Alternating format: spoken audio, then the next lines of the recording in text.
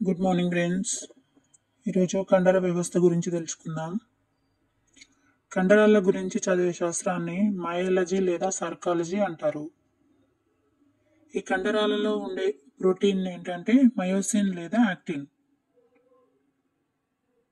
కండరాలలో ఉత్పత్తి చేయబడు ఆమ్లం ఏంటంటే లాక్టిక్ ఆమ్లం.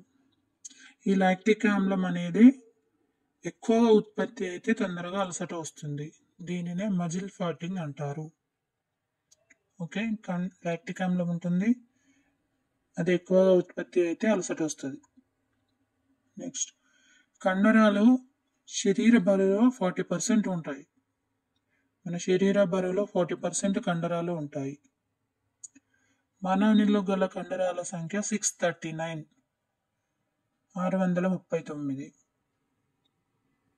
కండరాల కదలికకు కావలసిన శక్తి ఏటీపీ నుండి లభిస్తుంది. కండరాల కదలికకు కావలసిన శక్తి ఏటీపీ నుండి లభిస్తుంది. మానవునిలో అతి పొడవైన కండరం గ్లూటియస్ మ్యాక్సిమస్, అంటే తొడ కండరం అన్నమాట. చిన్న కండరం ఏంటంటే స్టెపిడియస్ కండరం, చెవిలోని కండరం. పారాథర్మన్ ఎక్కువ అవడం వల్ల కండరాలు ఎప్పుడు సంకోచ స్థితిలో ఉంటే దాన్ని టెటానీ అంటారు. పారాథర్మన్ ఎక్కువ అవడం వల్ల కండరాలు ఎప్పుడు సంకోచ స్థితిలో ఉంటే దానినే టెటానీ అంటారు. ఈ కండరాలు అనేవి 3 రకాలు: నియంత్రిత కండరాలు లేదా అస్థి కండరాలు లేదా రేఖిత కండరాలు అంటారు.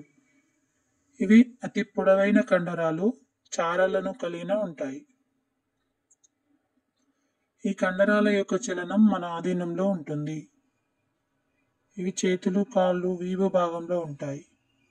ఈ నియంత్రిత కండరాలు అనేవి మన చేతులు, కాళ్ళు, వీపు భాగంలో ఉంటాయి. నెక్స్ట్, అనియంత్రిత కండరాలు లేదా వీటిని నునుపు కండరాలు అని, అరేఖిత కండరాలు అని అంటారు. ఈ కండరాల యొక్క చలనం మన ఆధీనంలో ఉండదు.